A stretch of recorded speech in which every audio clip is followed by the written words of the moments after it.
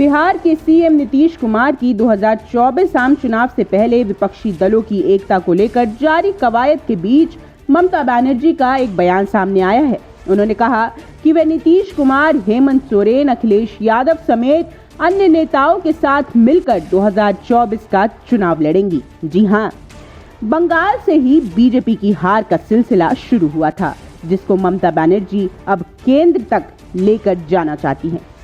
ममता बनर्जी ने कहा कि हम एकजुट होंगे। नीतीश, अखिलेश, हेमंत, हम सब। राजनीति एक जंग का मैदान है। हमने 34 साल तक की लड़ाई लड़ी है।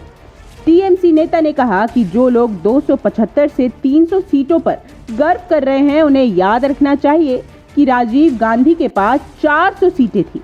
उन्हें भी संभाल कर रख नहीं पाए वो। ऐसे में ये जो 300 सीटों की बात कर रहे हैं, इन्हें 5 राज्यों में 100 सीटों का झटका लग जाएगा। विपक्षी दल की एकता की चर्चाओं के बीच अब एक बात तो तय है कि झारखंड, पश्चिम बंगाल, बिहार, उत्तर प्रदेश और अन्य राज्य कुल मिलाकर 96 लोकसभा सीट पर भारतीय जनता पार्टी को कड़ा मुकाबला दे सकती है। गौरतलब है कि झारखंड में 14, पश्चिम बंगाल में 42 और बिहार में 40 लोकसभा सीटें हैं। 2019 के लोकसभा चुनाव में बीजेपी ने इन 3 राज्य बिहार, झारखंड और पश्चिम बंगाल में 47 सीटों पर जीत हासिल की थी।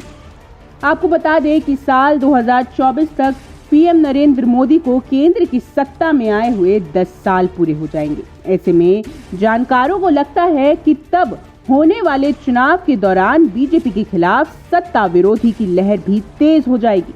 सत्ता विरोधी लहर और गठबंधन के साथियों को छोड़कर जाना, इन दोनों वजहों से बीजेपी को पहले के मुकाबले ज्यादा चुनौतियों का सामना करना पड़ सकता है।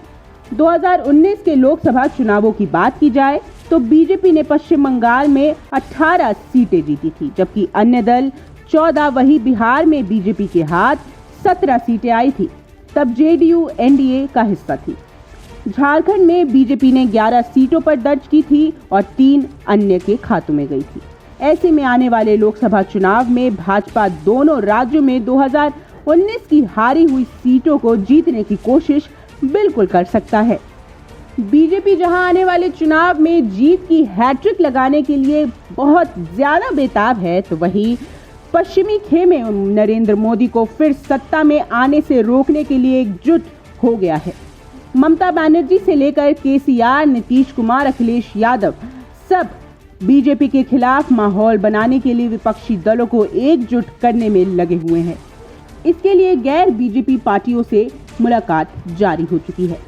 2019 में मोदी सरकार के दूसरे कार्यकाल के बाद ही विपक्षी दल अपने ऊपर हर वक्त लटकती तलवार महसूस कर रहे थे।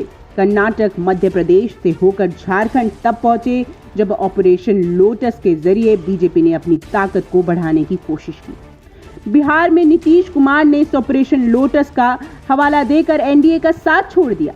आरजेडी नेता तेजस्वी यादव ने भी कहा था कि क्षेत्रीय दलों का सफाया करने का ये अभियान चला है, जिसमें केंद्रीय एजेंसियों की मदद ली जा रही है। इन सभी चीजों के बाद ये बात तो तय है कि देश का विपक्ष 2024 को चुनावों को लेकर सक्रिय होते हुए दिखाई दे रहा है। एकजुटता भी बढ़ रही है। अब देखना ये होगा कि देश का विपक्ष बीजेपी को टक्कर देगा कैसे। और आप हमसे जुड़े रहने के लिए सब्सक्राइब करें YouTube पर, फॉलो करें Twitter पर और लाइक करें Facebook पर। और ज्यादा जानकारी के लिए आपको टाइप करना होगा सिर्फ न्यूज़ नशा।